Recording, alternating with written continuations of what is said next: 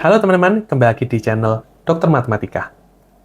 Bagi kalian yang baru pertama kali mampir di channel Dokter Matematika, perkenalkan aku Dr. Jeff, dan di channel ini aku akan sharing mengenai pembahasan soal-soal OSN Matematika.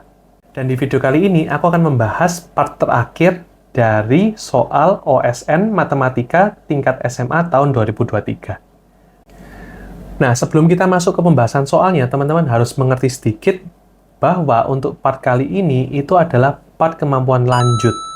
Nah, kemampuan lanjut ini, jika teman-teman mendapatkan jawaban benar, akan bernilai plus 4. Sedangkan kalau salah, itu akan menghasilkan nilai minus 1. Jadi, soal-soal yang diberikan di kemampuan lanjut ini sudah jelas pasti lebih sulit dibandingkan kemampuan dasar. Dan pendapatku sendiri, untuk soal tahun 2023 ini, soalnya cukup ekstrim ya. Kesulitannya lebih sulit dibandingkan tahun-tahun sebelumnya. Jadi teman-teman yang mungkin merasa lebih nyaman dengan soal-soal yang lebih mudah bisa melihat dulu part 1, 2, 3 yang ada di sini.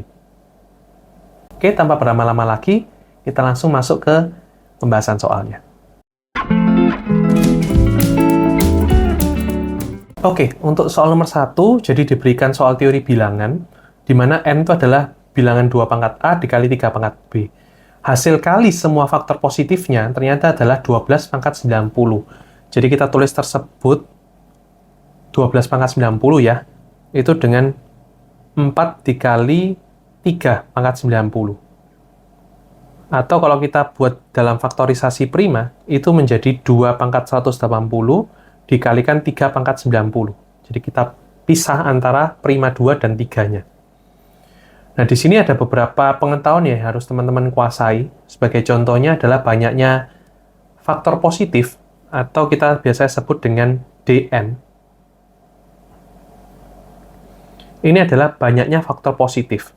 Jadi kalau misalkan aku tulis N itu sebagai prima-prima, P1 pangkat alfa 1, P2 pangkat alfa 2, sampai misalkan PT alfa pangkat T, maka banyaknya faktor dari N tersebut adalah alfa 1 plus 1 dikali alfa 2 plus 1 dikalikan seterusnya sampai alfa T plus 1. Ini sudah menjadi rumusnya. Nah, sedangkan ada istilah lain lagi yang namanya adalah sigma N. Nah, sigma ini adalah penjumlahan dari faktor-faktor positif. Jadi soal di sini adalah hasil kali. Yang aku mau jelaskan dulu adalah penjumlahan. Rumusnya adalah 1 ditambah P1 ditambah P1 kuadrat ditambah titik-titik-titik sampai P1 pangkat alfa 1 dikalikan dengan 1 ditambah P2 ditambah P2 kuadrat ditambahkan titik-titik sampai P2 pangkat alfa 2 dan seterusnya sampai 1 tambah PT kuadrat dan seterusnya sampai PT alfa T. Seperti itu. Sedangkan yang terakhir itu adalah Pn, atau lambangnya seperti ini. Itu adalah hasil kali dari faktor-faktor N. Rumusnya adalah N itu sendiri dipangkatkan dengan banyaknya faktor dibagi dengan 2. Nah, mungkin teman-teman ada yang bertanya, kenapa kok rumus Vn bisa seperti ini? Mungkin untuk penjelasan paling mudahnya ya, jika kita punya angka misalkan 6, faktor-faktor dari 6 itu adalah 1, 2, 3, dan 6. Hasil kali dari bilangan di depannya dan paling belakang itu akan menghasilkan angka 6.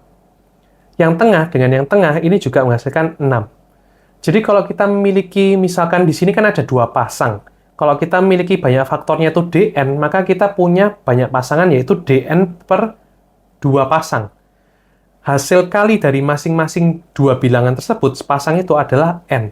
Jadi di sini masuk akal ya, N itu kita pangkatkan atau N kali N kali N kali N kali N sebanyak Dn per 2. Jadi rumusnya hasil kali itu muncul dari rumus ini.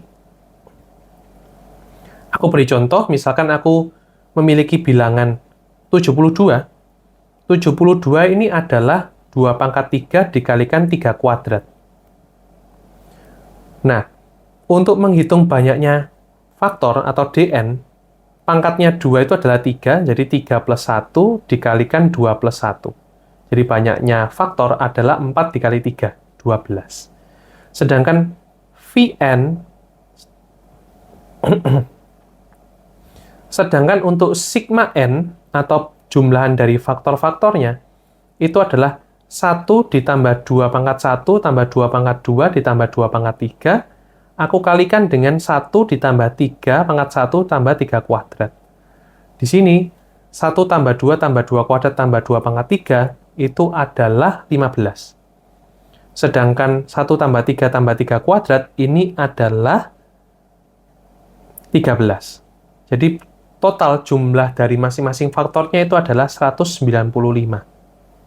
Yang terakhir, untuk Vn, atau banyaknya Pn ya, atau hasil kali dari faktor-faktornya, itu tinggal 72 itu sendiri, tinggal dipangkatkan dengan banyaknya faktor, yaitu 12 per 2. Jadi tinggal 72 pangkat 6. Lebih mudah ya, untuk Pn. Jadi, misalkan tadi kan 2 pangkat A, N-nya sama dengan 2 pangkat A, dan 3 pangkat B. Maka banyak faktor dari N tersebut adalah A plus 1 dikalikan dengan B plus 1. Itu banyaknya faktor. Sedangkan kalau ditanyakan berapakah hasil kali faktornya, maka akan sama dengan N itu sendiri dipangkatkan A plus 1, B plus 1 per 2. Itu rumusnya dari hasil kalinya. Kita bongkar N-nya menjadi 2 pangkat A, jadi 2 pangkat A, dikalikan 3 pangkat B. Itu dikalikan dengan A plus 1, B plus 1 per 2. Atau kalau kita bongkar lagi, maka 2 pangkat A dikali A plus 1 dikalikan B plus 1 per 2. Jadi kan kalau pangkatnya bisa menyebar ke masing-masing perkalian ya. 3-nya, 3 dikalikan B, A plus 1, B plus 1 per 2. Seperti itu. Nah, di soal ini, nilai 180 harus sama dengan ini. Sedangkan 90 harus sama dengan ini. Jadi 180 akan sama dengan A dikali A plus 1 dikalikan B plus 1 per 2. Sedangkan 90 itu akan sama dengan B dikalikan A plus 1 dikalikan B plus 1 per 2. Langkah paling mudah dari menyelesaikan ini adalah membagi. 180 dibagi dengan 90. Seperti ini. Nah, 180 dibagi 90 adalah 2. Nilainya akan sama dengan A plus 1 bisa kita coret, B plus 1 kita coret, 2-nya kita coret. Jadi sama dengan A per B. Jadi nilai A itu adalah 2 kali nilai B, gitu ya. Jadi A sama dengan 2 kali B. Nah, kita bisa substitusi ulang masuk ke salah satu. Misalkan kita ambil yang belakang ini, B dikalikan A plus 1 dikalikan B plus 1 per 2 itu akan sama dengan 90. Nah, jangan lupa kita ganti A tersebut dengan 2B. Jadi, 2-nya kita kalikan ke ruas kiri, jadi 180 sama dengan B, dikalikan 2B plus 1, dikalikan B plus 1. Nah, kita bisa bongkar ya, karena ini menyelesaikan persamaan kubik ya. Jadi, 180 sama dengan 2B pangkat 3 ditambah dengan 3B kuadrat, kemudian ditambahkan dengan B. Seperti itu.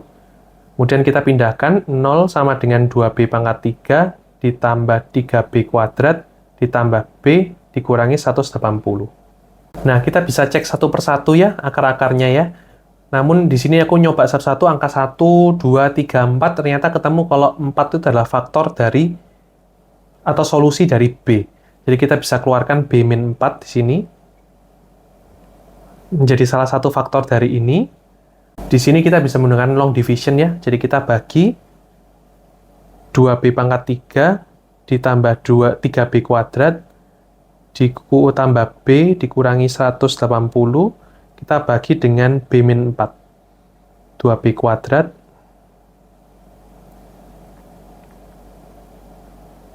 kita kurangi, ini akan menjadi 11B kuadrat ditambah B dikurangi 180.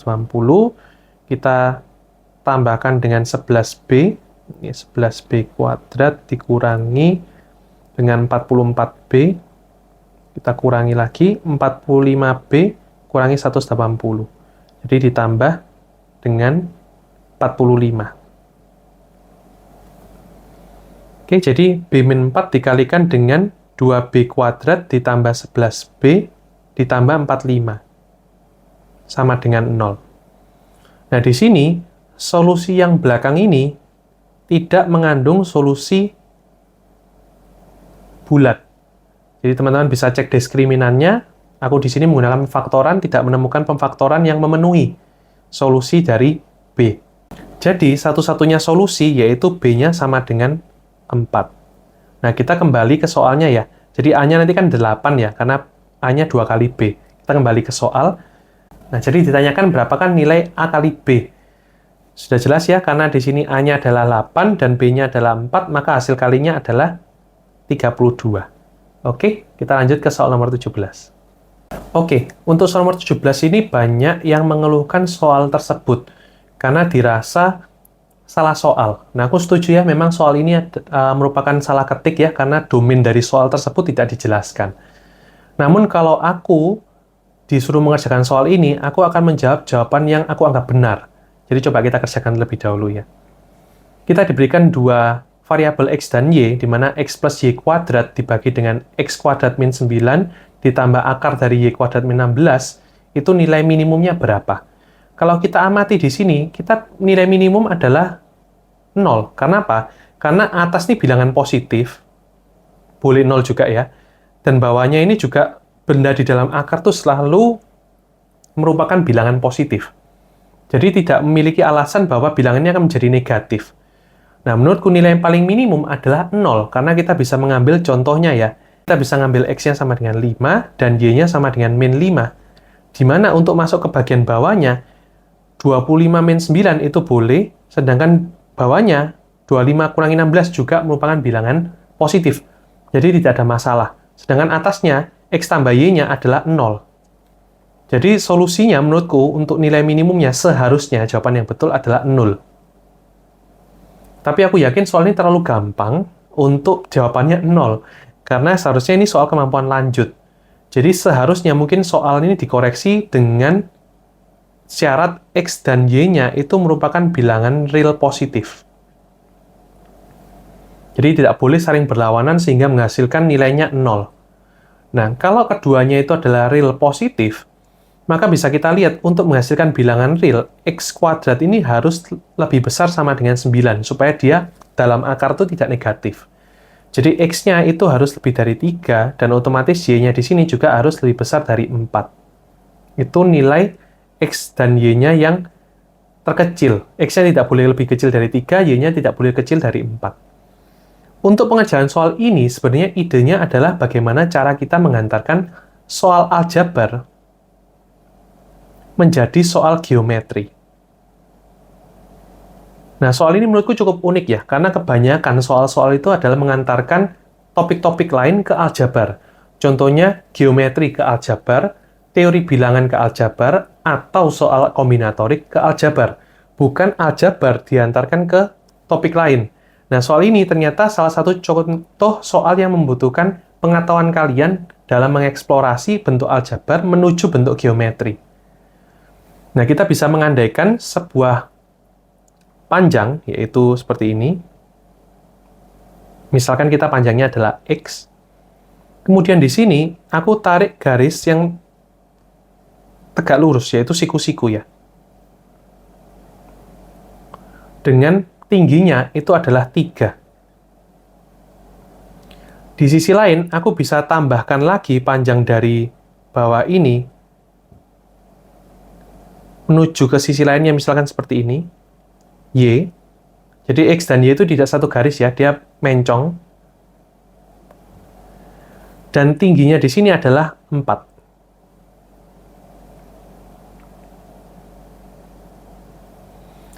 Maka, perlu kita ketahui alasnya dari segitiga tersebut menjadi akar X kuadrat dikurangi 9. Itu menggunakan rumus Pitagoras. Dan di sisi lain, bawahnya ini adalah akar Y kuadrat dikurangi 16. Jadi soal ini sebenarnya mencari berapakah nilai minimum dari X ditambahkan Y kuadrat dibagikan dengan total panjang mendatar ini, atau alas dari segitiga tersebut ini. Oke, jadi setelah kalian berhasil untuk menyatakan soal ini ke dalam bentuk geometri, maka saatnya kita mulai mengamati bentuk ketaksamaan tersebut. Nah, jadi di soal diketahui bahwa X ditambah Y kuadrat dibagi dengan akar X kuadrat min 9 ditambah akar Y kuadrat min 16. Nah, di sini kesamaan pertama yang bisa kita gunakan adalah seperti ini. X plus Y itu merupakan panjang dari sisi miring yang atas ditambah dengan sisi miring yang bagian bawah. Sebenarnya dari ujung titik atas dan titik bawah ini bisa kita langsung hubungkan menjadi sebuah titik miring seperti ini. Hipotenusa dari segitiga yang besar dengan sisi sebelah kanannya ini adalah 7 dan yang bawah adalah akar Y kuadrat min 16 ditambah akar X kuadrat min 9. Nah, X plus Y sendiri ini akan lebih besar daripada sisi miring dari segitiga yang besar ini. Jadi misalkan kita beri nama titik A dan titik B, maka di sini jelas X plus Y itu lebih besar dari sama dengan panjang AB. Mungkin kalau teman-teman tahu, ini adalah suatu ketaksamaan segitiga, di mana penjumlahan dua sisi dari segitiga itu selalu lebih besar daripada sisi yang ketiga. Nah, di sini kesamaannya terjadi kalau X dan Y itu merupakan sebuah garis lurus, yaitu garis AB itu sendiri. Nah, kemudian kalau kita amati, AB sendiri itu merupakan Pitagoras dari 7 dan panjang yang bawah ini. Jadi sama dengan 7 kuadrat ditambah dengan akar Y kuadrat min 16 ditambah akar X kuadrat min 9, kemudian kurung tutup kuadrat. Jadi ini merupakan teorema Pitagoras. Kita pinggirkan dulu ke sebelah kanan. Nah, di sini berarti soal tersebut bisa kita ubah menjadi X plus Y kuadrat dibagi dengan akar X kuadrat min 9 ditambah akar Y kuadrat min 16, itu akan lebih besar daripada panjang AB kuadrat. Seperti itu. Dibagi dengan akar X kuadrat min 9 ditambah akar Y kuadrat min 16. AB-nya bisa kita ubah menjadi 7 kuadrat ditambah akar Y kuadrat min 16 ditambah akar X kuadrat min 9 kuadrat. Dibagi dengan penyebut yang sama. Nah, di sini kita menggunakan satu ketaksamaan lagi, yaitu namanya adalah AMGM. Nah, kita lihat yang atas, 7 kuadrat ditambah dengan akar Y kuadrat min 16 ditambah akar X kuadrat min 9 kuadrat, menurut AMGM itu akan lebih besar daripada 2 kali akar perkalian mereka berdua, yaitu 7 kuadrat dan yang di dalam kurung itu. Sehingga mereka akan lebih besar dari 2 dikali 7 dikalikan akar X kuadrat min 9 ditambah akar Y kuadrat min 16. Nah, bagian yang atas ini, menurut AMGM akan lebih besar daripada yang 14 dikali bla bla bla yang ada di belakangnya. Kita bisa coret dengan bagian yang bawah ini. Jadi 2 dikali 7 dikalikan akar X kuadrat min 9 ditambah akar Y kuadrat min 16 dibagi dengan angka yang sama, X kuadrat min 9 ditambah akar Y kuadrat min 16. Kita bisa coret, maka nilai minimumnya di sini adalah 14. Nah, 14 ini akan bisa tercapai kalau kita mengetahui kesamaan dari masing-masing ketaksamaan. Jadi, untuk ketaksamaan pertama, yaitu antara X plus Y sama dengan AB, maka X plus Y sendiri itu harus merupakan suatu garis lurus. Jadi dia merupakan satu garis lurus di sini. Kemudian, untuk ketaksamaan kedua, yaitu AMGM 7 kuadrat dan akar Y kuadrat min 16 ditambah akar X kuadrat min 9 kuadrat ini lebih besar daripada GM-nya, maka kesamaannya terjadi ketika rataannya sama, yaitu 7 sama dengan akar Y kuadrat min 16 ditambah akar X kuadrat min 9. Jadi mereka merupakan segitiga yang sama kaki, siku-siku sama kaki. Jadi gambarannya akan menjadi seperti ini, di mana sisi sebelah sini adalah 3, bawahnya 4. Nah, kemudian karena dia harus merupakan satu garis lurus, bawahnya ini kan 7 juga, maka kesamaannya hanya terjadi ketika ini 4 dan 3, agar gradiennya dari sisi miring ini dan sisi miring ini juga merupakan satu kesamaan sehingga membentuk satu garis lurus. Jadi kesamaannya hanya ketika akar Y kuadrat min 16 itu akan sama dengan 4. Sehingga Y-nya akan sama dengan 4 akar 2. Dan untuk sisi miring yang atas, X-nya akan sama dengan 3 akar 2. Oke, jadi nilai 14 hanya bisa tercapai kalau X-nya sama dengan 3 akar 2, dan Y-nya akan sama dengan 4 akar 2. Nah, seperti yang aku jelaskan, ini merupakan soal yang salah karena tidak ada domainnya. Namun kalau aku menemukan soal ini, maka aku akan tetap menjawab jawaban 14. Karena sudah sangat jelas bahwa soal ini itu mengarah ke soal aljabar yang diarahkan ke geometri. Oke, kita lanjut ke soal berikutnya.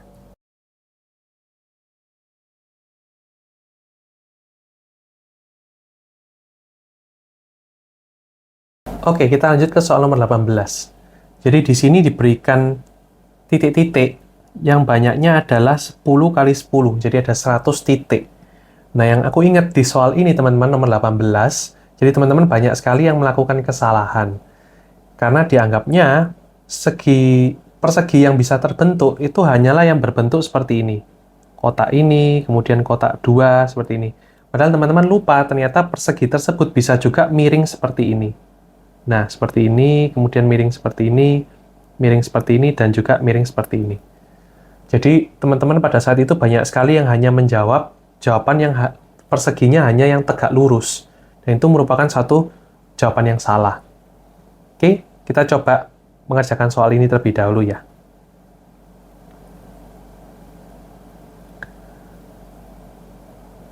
Nah, logikanya adalah seperti ini, teman-teman. Teman-teman bisa mengerjakan terlebih dahulu persegi-persegi yang bentuknya berdiri. Seperti itu. Kemudian teman-teman total semuanya. Kemudian nanti teman-teman hitung persegi yang bentuknya miring sedikit. Jadi contohnya seperti ini, miring 1. Kemudian nanti juga bisa menghitung yang miringnya 2. Kemudian ada juga yang miringnya 3.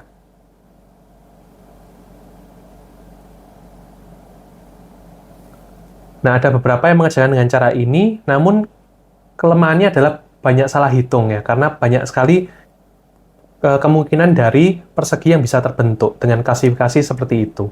Nah, di sini aku akan ajarkan satu metode yang lebih mudah dan untuk mencegah salah hitung. Jadi logikanya adalah seperti ini. Pertama-tama, untuk persegi dengan klaster 1 kali 1 ini, hanya ada bisa satu persegi yang bisa terbentuk, yaitu persegi 1 kali 1 ini.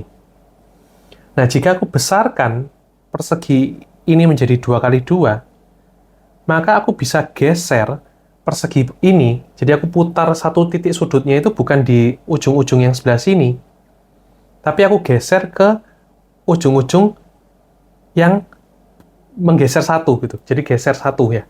Nanti akan terbentuk persegi yang seperti ini. Oke, nah aku ambil contoh, misalkan aku membuka persegi 3 kali 3. Nah, di sini aku bisa geser masing-masing titik sudut di ujungnya itu, yang asal mulanya seperti ini. Aku geser sedikit ke kanan 1 kali, jadi bentuknya akan seperti ini. Nah, persegi yang terbentuk itu akan menjadi seperti ini.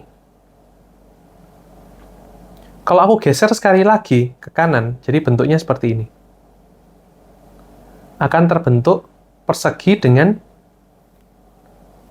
titik-titik sudutnya itu ada di keliling dari persegi tersebut. Nah, perlu teman-teman ketahui, dari persegi 2 kali 2 ini, yang di tengah-tengah itu tidak memiliki kesamaan sama sekali dengan yang bentuknya 3x3 ini, dengan perputaran tersebut. Karena masing-masing adalah unik, seperti itu ya. Nah, di sini sama juga ketika teman-teman ngambil 4x4, seperti ini.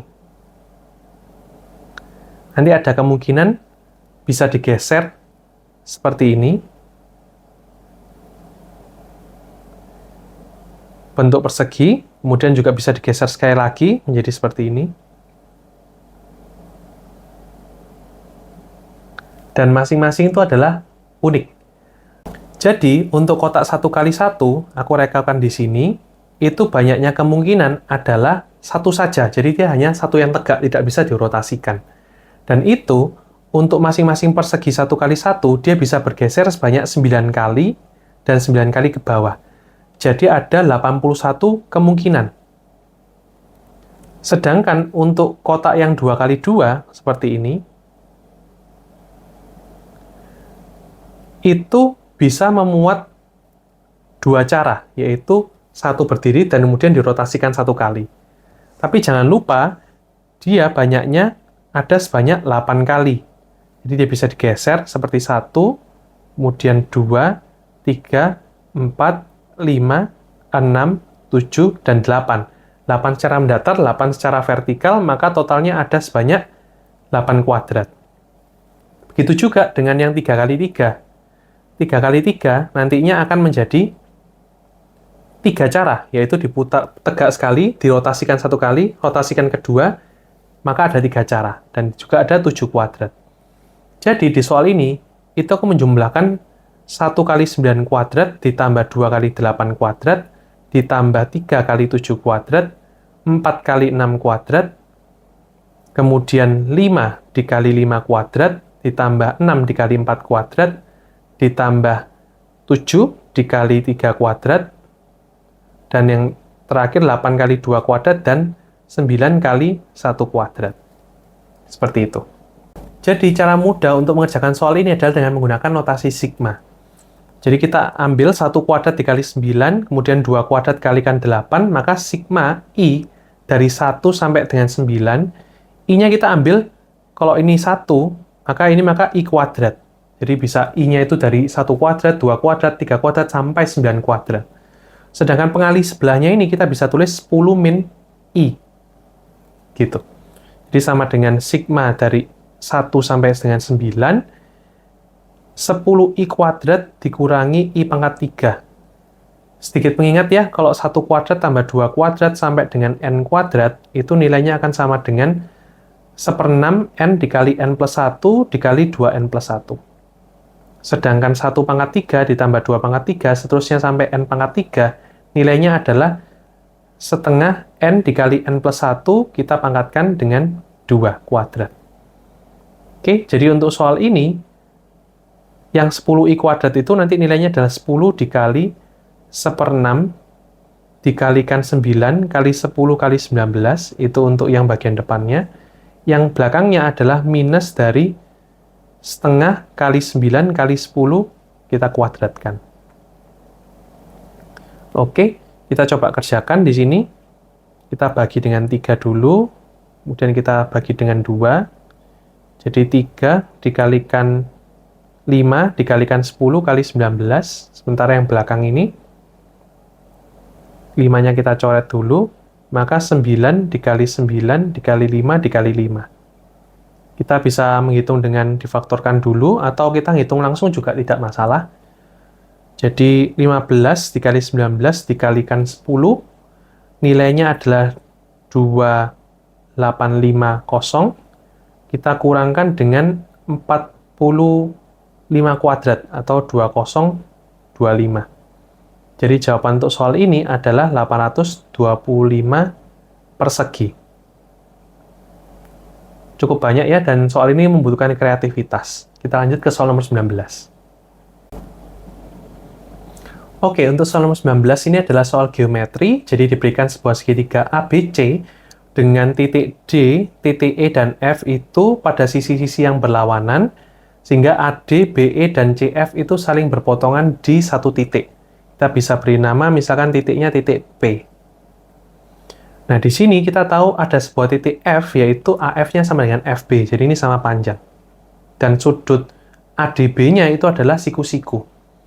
Nah, kalau teman-teman menemukan sebuah segitiga siku-siku, kemudian diketahui bahwa titik pusat dari hipotenusanya, itu teman-teman harus berhati-hati dengan sifat bahwa segitiga siku-siku, pusat lingkaran luarnya adalah dari titik tengah hipotenusanya.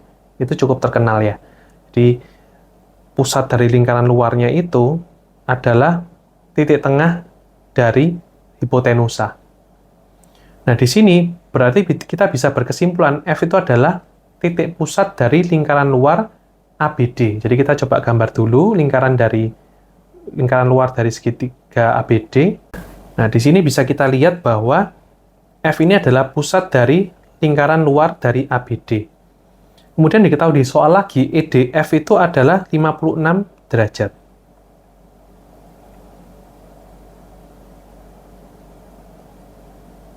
Kita disuruh mencari berapakah besar sudut ABC. Jadi paling mudah kita misalkan sudut ABC-nya alfa. Nah, karena tadi kita sudah tahu bahwa F itu pusat lingkaran luar, maka ini juga sudutnya alfa. Karena kalau misalkan kita punya sebuah lingkaran, kemudian kita memiliki sebuah busur melewati titik tengahnya seperti ini, maka sudutnya kiri dan kanan akan menjadi sama besar. Oke, jadi permasalahan di soal ini, kita bisa tinggal mencari berapakah sudut yang sebelah kanan ini, atau EDC, untuk mengetahui bahwa sudut alfanya berapa, dengan total satu garis itu adalah 180 derajat. Nah, sepertinya semua informasi telah kita gunakan, kecuali satu, yaitu bahwa mereka bertemu di satu titik. Nah, keunikan dari bertemu di satu titik ini, yang idenya bisa teman-teman manfaatkan atau teman-teman gunakan di soal-soal selanjutnya, kalau ada sebuah segitiga, kemudian ditarik sebuah garis median, garis tengah di sini, maka kalau misalkan dua garis lainnya itu bertemu di satu titik seperti ini, maka ini akan menjadi segitiga yang sebangun atau sejajar di sini. Jadi misalkan di sini ABC, kemudian dia bertemu di satu titik P, misalkan ini adalah K dan L, maka segitiga AKL itu akan sebangun dengan segitiga ABC. Itu suatu matematika ide yang bisa teman-teman hafalkan, tapi cara pembuktiannya untuk soal ini adalah dengan menggunakan namanya dalil Seva. Dalil de Seva. Kalau ada sebuah titik yang merupakan titik konkuren dari ketiga garis dari sebuah segitiga, maka teman-teman bisa mendapatkan bahwa AL, jadi sebelah sini dibagi LC, gitu ya, AL bagi LC, bergantian ya, itu dibagikan dengan, misalkan ini CM dibagikan dengan MB, dikalikan dengan BK dibagi KA.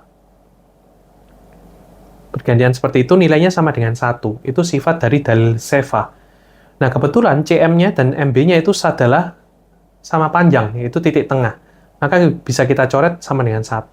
Kesimpulannya adalah AL dibagi LC sama dengan AK dibagi BK. Jadi BK per AK-nya kita pindah ke ruas kanan, hasilnya menjadi seperti ini. Teman-teman perhatikan ya, AL dibagi LC sama dengan AK dibanding BK. Itu adalah sifat yang sangat unik dengan kesebangunan, yang menghasilkan bahwa KL itu adalah garis sejajar dengan BC. Itu ide soal ini, dan bisa dibuktikan dengan dalil de Seva. Sama dengan halnya soal ini, maka kita akan berkesimpulan DE itu sejajar dengan AB. Kalau dia sejajar, maka sudutnya ABC, sudut ABC, itu akan sama dengan sudut EDC, sama dengan alfa juga. Padahal kita tahu di satu garis ini, alfa ditambah dengan 56 ditambah dengan alfa sama dengan 180 derajat. Oke? Jadi, 2 alfa itu akan sama dengan sudutnya 124 derajat, sehingga alfanya akan sama dengan 62 derajat. Jadi kalau ditanya berapakah besar sudut dari ABC, maka besar sudut ABC-nya adalah 62 derajat atau sama dengan alfa. Oke, kita lanjut ke soal nomor 20. Nah, sekarang kita masuk ke soal nomor 20. Nah, kalau pendapatku pribadi, soal nomor 20 ini merupakan soal yang sangat sulit dalam sejarah Olimpiade Sains tingkat kabupaten. Mengapa demikian? Karena ide untuk pengerjaan soal ini menggunakan suatu teorema yang mungkin dikenal dengan nama Vieta jumping. Vieta jumping ini sangat langka ya ditemukan di soal-soal Olimpiade Matematika. Nah, teori ini pertama kali dipopulerkan pada saat Olimpiade yang namanya International Mathematics Olympiad, yaitu olimpiade tertinggi tingkat internasional yang sangat bergengsi. Nah, pertama kali munculnya pada tahun 1988 dan keluar kedua kalinya pada tahun 2004. Sampai-sampai orang yang berhasil menggunakan Vieta jumping ini mendapatkan penghargaan khusus dari panitianya. Nah, ketika soal ini ditampilkan di OSK tahun 2023, menurut pendapat dokter matematika, terlalu sulit untuk dikerjakan. Nah, sehingga kalau sekalipun dimunculkan di tingkat nasional, ini bukan merupakan soal yang gampang untuk ditaklukkan. Jadi, menurut pendapat dokter matematika, jika kalian menemukan soal tipe seperti ini, kalian bisa mengerjakan soal lain terlebih dahulu, atau jika sudah selesai semuanya, kalian bisa lebih baik memeriksa nomor lain. Karena soal ini akan sangat sulit untuk dikerjakan dengan waktu 2,5 jam. Nah, jadi kalau dalam pembahasan soal ini teman-teman merasa kesulitan karena ada beberapa teori yang belum dipahami, teman-teman bisa belajar terlebih dahulu dengan mencari literatur di internet. Oke, tanpa berlama-lama lagi, kita langsung masuk ke pembahasan soal nomor 20. Nah, jadi di sini ada bilangan asli P dan N, di mana P-nya itu prima, dan P membagi N kuadrat plus 4. Jadi, P membagi N kuadrat plus 4. Di sisi lain, N juga membagi P kuadrat plus 4. Nah, ide pertama untuk soal ini, teman-teman bisa menyamakan bentuk dari bilangan yang dibagikan. Jadi, di sini aku bisa menuliskan P membagi P kuadrat ditambah N kuadrat ditambah 4. Tujuannya adalah supaya N juga membagi P kuadrat tambah N kuadrat plus 4, sehingga bentuk yang dibagi itu akan menjadi sama. Hal ini bisa terjadi karena mengingat P itu juga membagi P kuadrat. Jadi dengan menambahkan P kuadrat di bagian yang ini, maka tidak akan mengganggu keterbagian dari soal ini. Begitu juga dengan N, di mana N-nya membagi P kuadrat tambah N kuadrat plus 4. Nah, ide dari soal ini, aku ingin menggabungkan kedua sifat tersebut menjadi N dikali P membagi P kuadrat ditambah N kuadrat plus 4. Namun, hal ini bisa dilakukan kalau kita mengetahui N dan P memiliki FPB yaitu 1 atau tidak memiliki faktor persekutuan relatif prima. Nah, jadi kita harus membagi kasus dahulu kalau di sini N-nya itu dan P itu ternyata memiliki faktor yang sama, bukan 1. Jadi, N-nya itu sama dengan prima kali sesuatu. Kita misalkan P kali K. Ini kasus yang pertama. Nanti untuk kasus yang kedua, ketika FPB-nya N dan P itu sama dengan 1. Jadi N-nya tidak habis bagi oleh prima. Nah, ketika N-nya sama dengan PK, kita bisa masukkan ke persamaan pertama, sehingga P membagi N kuadrat plus 4. Maka, prima harus membagi PK ditambah 4. Karena jelas-jelas prima membagi PK, maka primanya harus membagi 4. Sehingga prima satu-satunya yang memenuhi adalah P-nya sama dengan 2. Kalau P-nya 2, kita bisa cek N-nya membagi P kuadrat plus 4, yang menghasilkan N-nya membagi 4 ditambah 4, yaitu 8. Sehingga pilihan dari N sendiri itu bisa N sama dengan 1, 2, 4, atau 8. Nah, kita bisa cek ya masing-masing N-nya sama dengan 1, 2, 4, dan 8. Di sini, N yang memenuhi adalah ketika N-nya sama dengan 2, 4, dan 8 saja. Karena ketika kita cek kebersamaan yang ini, maka 2 harus membagi N kuadrat plus 4. Kalau kita masukkan 1, padahal 2 tidak habis bagi 5. Dan begitu juga 2 itu membagi 2 kuadrat plus 4, juga membagi 4 kuadrat plus 4, dan membagi 8 kuadrat plus 4. Jadi, solusi ketika P-nya 2 itu bisa ketika N-nya sama dengan 2, 4, atau 8. Jadi N sama dengan 8 itu merupakan kasus terbesar untuk P sama dengan 2. Nah, sekarang kita masuk ketika FPBN dan P-nya itu sama dengan 1. Sehingga kita bisa menjalankan NP itu membagi N kuadrat plus P kuadrat plus 4. Oke? Nah, sekarang kita masuk ke perhitungan untuk N kuadrat ditambah P kuadrat plus 4 dibagi dengan NP. Nah, trik soal ini kita memisalkan bahwa nilai dari pecahan ini adalah sama dengan K. Atau kalau aku susun ulang, maka dia akan bisa menjadi N kuadrat ditambah P kuadrat ditambah 4 sama dengan KNP. Nah, jika teman-teman perhatikan, menurut AMGM, N kuadrat ditambah P kuadrat itu nilainya akan lebih besar daripada 2NP. Menurut AMGM. Jadi, kalau aku tambahkan 4, N kuadrat plus P kuadrat plus 4, itu jelas pasti akan lebih besar dari 2NP. Sehingga nilai K itu, untuk sama dengan 1 dan 2, itu tidak memungkinkan. Nah, sekarang kita beralih untuk nilai K yang sama dengan 3. Nah, ketika K-nya sama dengan 3, maka kita bisa menyusun ulang persamaannya menjadi N kuadrat ditambah P kuadrat ditambah 4 sama dengan 3NP. Nah, kita bisa memandang persamaan Diophantine ini sebagai suatu persamaan kuadrat dalam salah satu variabel. Kita bisa memandangnya dalam variabel N. Jadi, misalkan N kuadrat, jadi aku besarkan hurufnya supaya kita memahami bahwa ini persamaan kuadrat dalam N. Dikurangi 3P N ditambah dengan P kuadrat plus 4 sama dengan 0. Nah, persamaan kuadrat ini harus memiliki akar-akar yang merupakan bilangan bulat. Nah, agar dia menjadi bilangan bulat, maka diskriminannya atau D itu juga harus merupakan suatu bilangan kuadrat. Maka kita bisa mengubah diskriminannya adalah B kuadrat min 4AC. B kuadratnya adalah 3P kuadrat dikurangi 4 dikali A, yaitu 1, dikalikan C. P kuadrat plus 4, sama dengan T kuadrat untuk suatu bilangan T yang bulat. 9P kuadrat dikurangi 4P kuadrat dikurangi 16 sama dengan T kuadrat.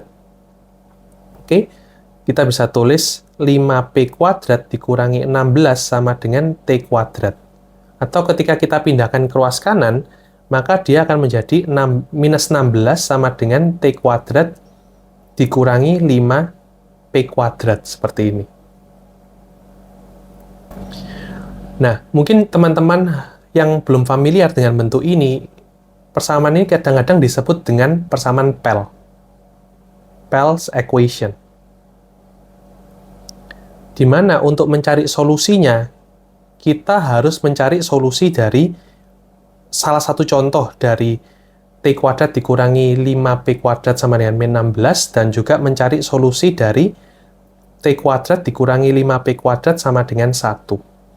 Untuk permasalahan yang atas, ini bisa kita cari solusinya, yaitu ketika T-nya sama dengan 2, dan P-nya sama dengan 2. Sedangkan untuk yang bawah, kita bisa mencari ketika T-nya sama dengan 9, dan P-nya sama dengan 4. Karena 81 dikurangi 80 itu sama dengan 1. Nah, untuk mencari bentuk umum dari Pell equation, solusi umumnya akan berbentuk seperti ini. Yaitu kita tulis dulu untuk solusi yang atas, yaitu 2 ditambah 2 akar 5. 2 ini adalah solusi dari T-nya, kemudian 2 yang belakang ini untuk solusi dari P-nya, kemudian 5-nya itu kita akar menjadi akar 5, kita kalikan dengan 9 ditambah 4 akar 5. Nah, kemudian 9 plus 4 akar 5 ini kita bisa pangkatkan dengan U. Berapapun nilai U-nya bisa 0, 1, 2, dan seterusnya. Itu akan menghasilkan solusi-solusi dari Pell equation. Dan solusinya ini sebenarnya ada tak berhingga banyaknya. Sehingga akan sangat banyak kalau tidak dibatasi. Ketika U-nya sama dengan 0, maka solusi dari T, P itu akan menjadi 2 Nah, sedangkan ketika U-nya 1, maka perkalian dari 2 plus 2 akar 5 dan 9 ditambah 4 akar 5 itu akan menjadi 2 dikali 9 itu menjadi 18. Kemudian 2 akar 5 dikalikan 4 akar 5 itu adalah 40. Kemudian 2 dikali 9, 18 akar 5, ditambah dengan 2 plus 2 kali 4 akar 5, yaitu 8 akar 5. Maka solusinya akan menjadi 58 ditambah 26 akar 5. Oke? Nah, maka solusi kedua dari T, P itu adalah 58 dan 26. Yang kita cari itu bukan nilai T dan P, tapi yang kita cari adalah nilai N dan P. Untuk mencari nilai N, yaitu tadi dari persamaan kuadrat ini, nah, nilai N sendiri itu menggunakan rumus ABC, nilainya adalah min B, yaitu 3P, plus minus akar B kuadrat min 4AC. Nah, B kuadrat min 4AC atau diskriminannya adalah T. Maka kita bisa tulis T, yaitu tadi T kuadrat diakar jadi T per 2. Nah, di soal ini, P-nya adalah 26, maka nilai N-nya akan menjadi 3 dikali 26 plus minus 58 per 2. Maka dia bisa menjadi 78 plus minus 58 per 2. Jadi jawabannya sebenarnya bisa saja nilainya 10 atau 34. Nah, teman-teman bisa cek sendiri untuk solusi N, P, jika teman-teman masukkan N-nya itu 10 dan P-nya 26, ternyata akan menjadi salah satu solusi. 34,26 juga ternyata bisa. Tapi sayangnya di soal ini, P-nya akan merupakan bilangan genap dan bukan angka 2. Oke, jadi ini akan sangat mustahil. P-nya itu merupakan bilangan prima. Kalau kita lanjutkan solusi dari PEL itu sendiri, maka akan tetap terkandung 2 dan 2. Jadi teman-teman, untuk solusi berikutnya ketika U-nya 2, yaitu 2 ditambah 2 akar 5, dikalikan 9 plus 4 akar 5 dipangkatkan 2. Nah, itu 2-nya masih kita bisa faktorkan ke depan, seperti ini.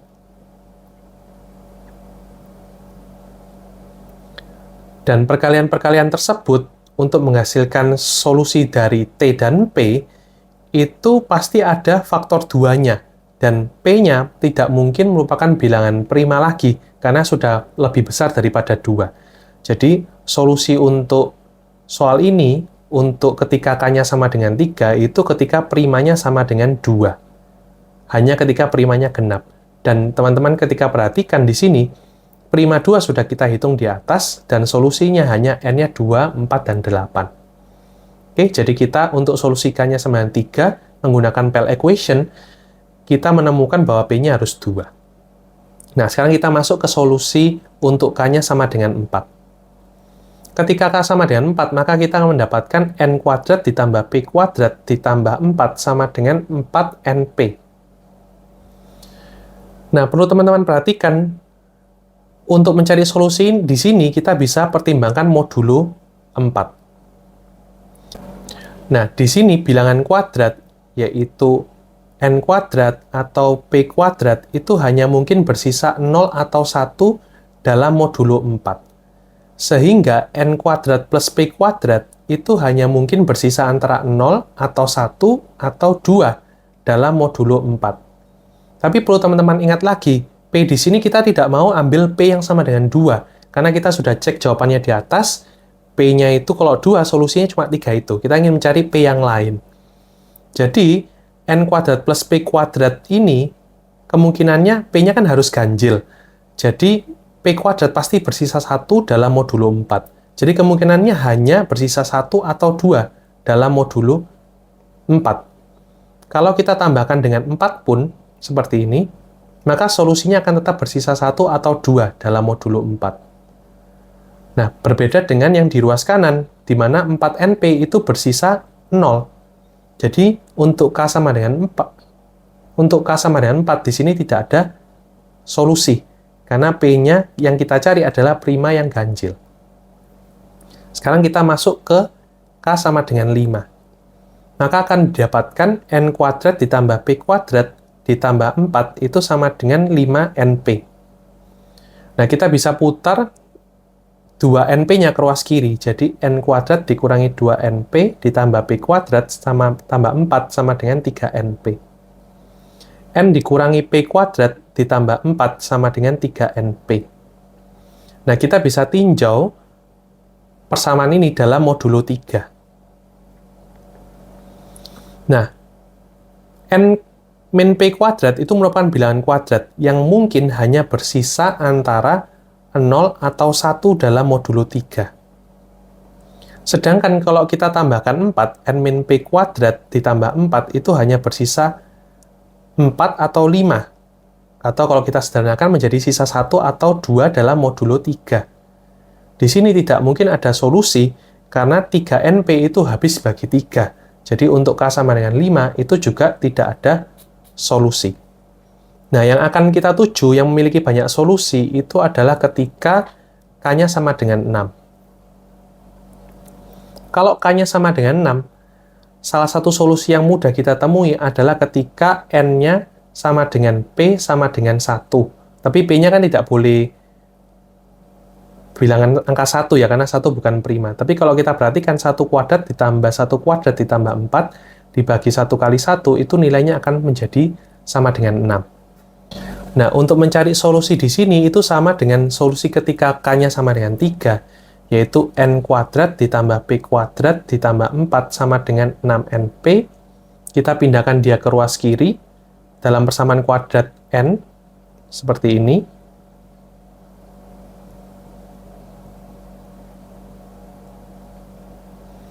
Nah, di sini kita bisa menggunakan trik yang sama, yaitu melihat diskriminannya harus sama dengan T kuadrat, maka di sini diskriminannya adalah 36P kuadrat dikurangi 4 dikali P kuadrat plus 4 harus sama dengan T kuadrat. Maka 32P kuadrat dikurangi 16 sama dengan T kuadrat. Nah, di sini jelas bahwa T-nya harus habis bagi 4 ya, T kuadrat harus habis bagi 16 sehingga T habis bagi 4. Jadi kita bisa misalkan T-nya sama dengan 4S, sehingga kita bisa menulis 32P kuadrat dikurangi 16 akan sama dengan 16S kuadrat. Kita bagi semuanya dengan 16, 2P kuadrat dikurangi 1 sama dengan S kuadrat. Kita pindahkan ke ruas kanan, min 1 sama dengan S kuadrat dikurangi 2P kuadrat. Sama, ini juga merupakan suatu persamaan pel. Untuk solusi pertamanya, kita bisa ambil yaitu S dan P-nya 1,1. Nah, untuk solusi yang lainnya, kita harus cari solusi dari S kuadrat min 2P kuadrat sama dengan 1.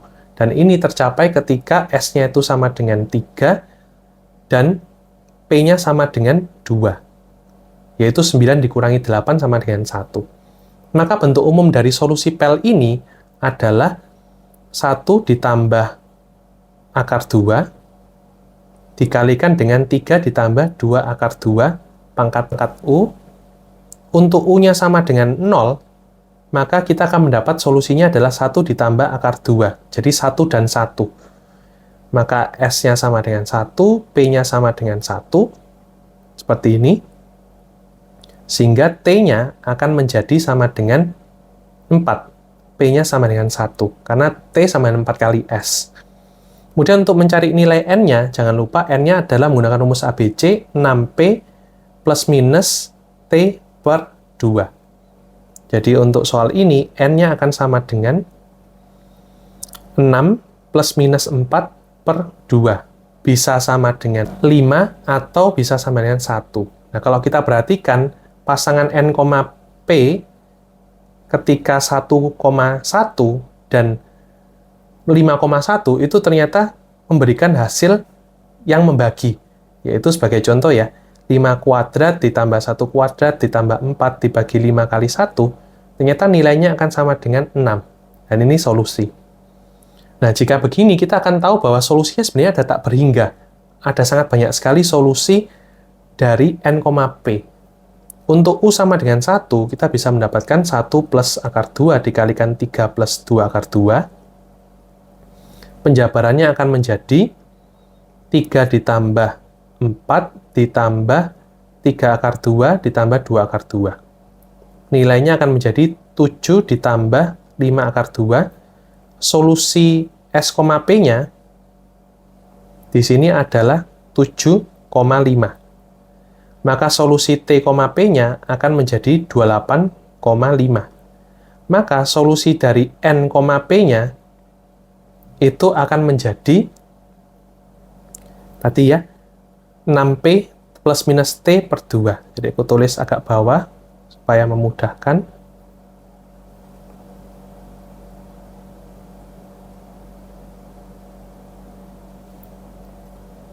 Maka N-nya akan menjadi 6P. 6P-nya berarti 30 plus minus T, yaitu 28 per 2. Jadi bisa saja hasilnya 1 atau 29. Jadi bisa 1,5 atau 29,5. Nah, ini solusi dari N dan P-nya. Kita lanjut lagi. Kalau U-nya sama dengan 2, maka bisa menjadi 1 plus akar 2 dikali 3 plus 2 akar 2 kuadrat. Nah, ini bisa kita gunakan yang sebelumnya, 7 plus 5 akar 2 dulu, dikalikan dengan 3 plus 2 akar 2. Maka nilainya akan menjadi 21 ditambah dengan 20, ditambah dengan 15 akar 2, tambah 14 akar 2. Solusi lainnya adalah 41 ditambah 29 akar 2. Maka solusi S, P lainnya di sini adalah 41,29. Maka solusi dari T, P-nya di sini adalah 164,29. Seperti itu. Kemudian untuk mencari nilai N, P-nya, kita bisa gunakan sama ya, 6P plus minus T per 2, jadi 6 dikali 29, yaitu 174,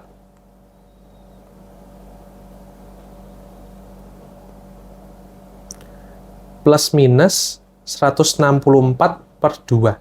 Jadi solusinya bisa aja 5, atau bisa 169. Jadi bisa solusinya adalah 5,29, atau solusi lainnya adalah 169,29. Ini solusi yang kedua.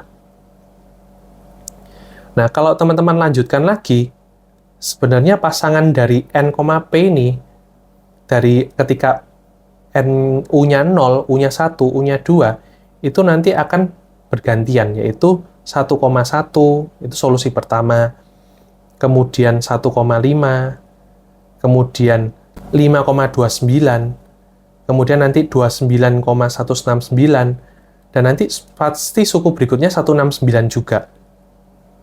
Dan itu berlaku terus seterusnya.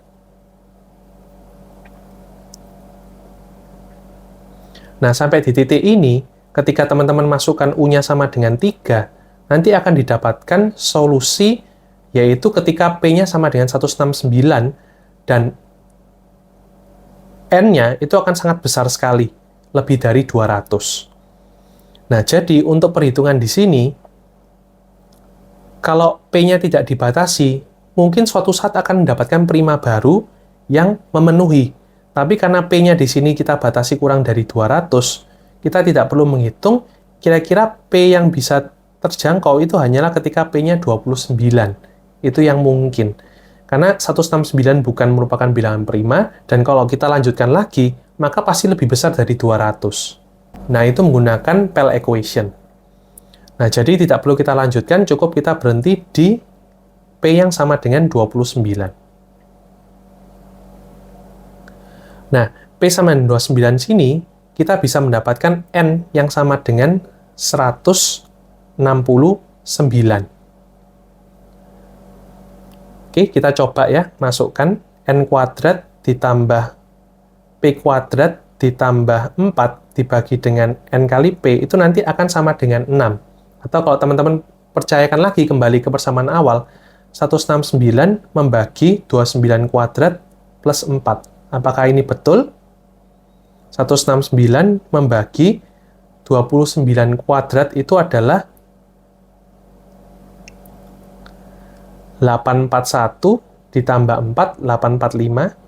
Dan ini jelas bagi ya, karena 169 dikali 5 itu adalah 845. Nah, di sisi lain, 29 apakah membagi 169 kuadrat ditambah 4? Nah, nanti teman-teman bisa cek sendiri, dan ini memang habis membagi. Jadi, solusi 29,169 ini merupakan salah satu solusi. Nah, ide Vieta jumping di sini adalah untuk membuktikan bahwa ketika K lebih besar daripada 7, itu tidak ada solusi yang memenuhi. Nah, langkah pertama adalah mencari solusi ketika P-nya sama dengan N. Nah, nanti akan aku jelaskan mengapa harus P-nya sama dengan N. Nah, ketika P sama dengan N, maka soal ini akan menjadi P kuadrat ditambah N kuadrat ditambah 4 dibagi Pn. Itu akan sama dengan P kuadrat ditambah P kuadrat dibagi 4 dibagi P kuadrat. Maka di sini, 2P kuadrat ditambah 4 dibagi P kuadrat itu harus bulat, maka 4 habis dibagi P kuadrat. P-nya kembali lagi 2, dan solusinya sudah kita tahu di awal. Jadi perlu kita tahu, kalau P sama dengan N, satu-satunya solusi adalah ketika P-nya sama dengan N sama dengan 2 atau 1, tapi primanya harus 2 ya. Berarti solusinya hanya 2 dan 2. Nah, maka selain dari itu, P-nya tidak akan sama dengan N. P-nya akan berbeda. Nah, kemudian ide untuk menyelesaikan persamaan Vieta jumping di sini adalah kita coba masukkan. Jadi kita ubah P-nya ya menjadi suatu variabel M supaya tidak membingungkan. M kuadrat ditambah N kuadrat dibagi 4 dibagi dengan Mn itu akan sama dengan K, di mana K-nya akan lebih besar sama dengan 7. Nah, kita bisa tuliskan dia dalam persamaan kuadrat dalam N seperti sebelumnya. N kuadrat dikurangkan dengan K Mn, kemudian ditambahkan dengan M kuadrat plus 4 sama dengan 0. Nah, ide dari Vieta jumping adalah,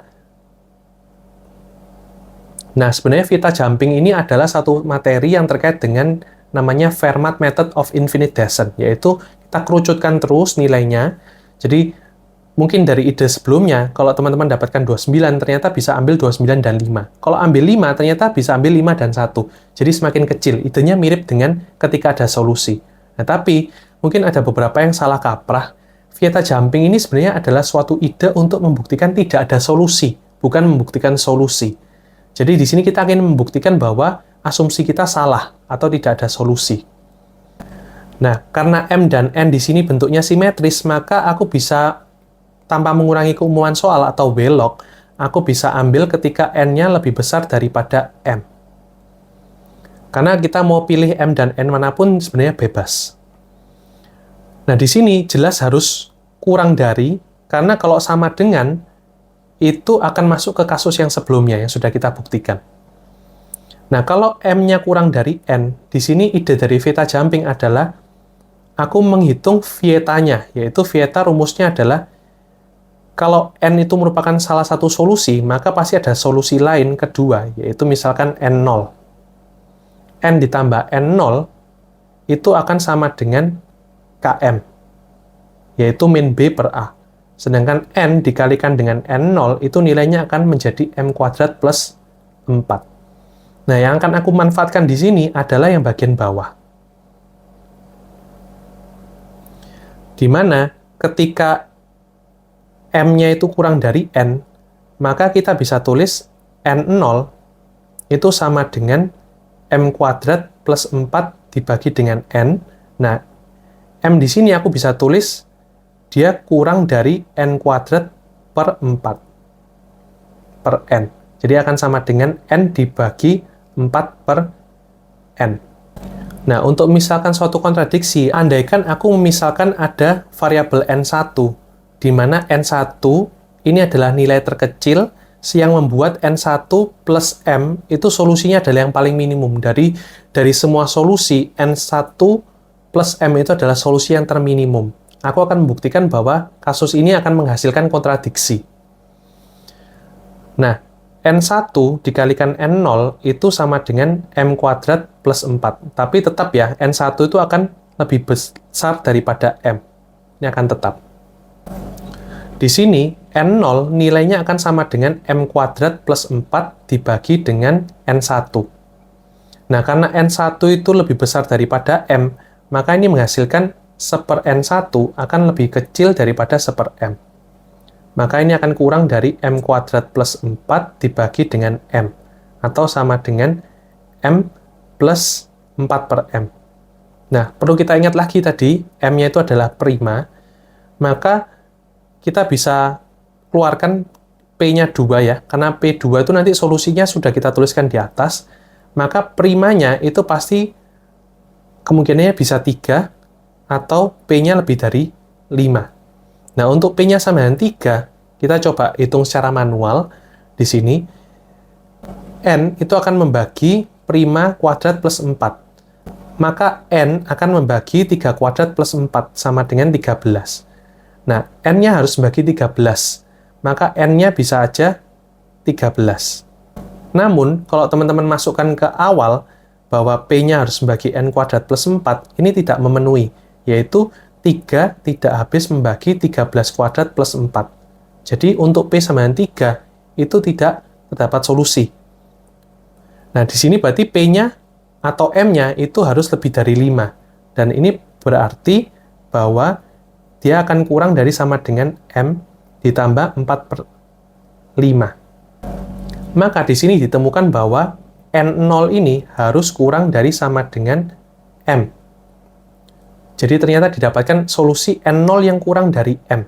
Dan jangan lupa bahwa M itu juga kurang dari N1. Jadi asumsi kita awalnya ini adalah salah.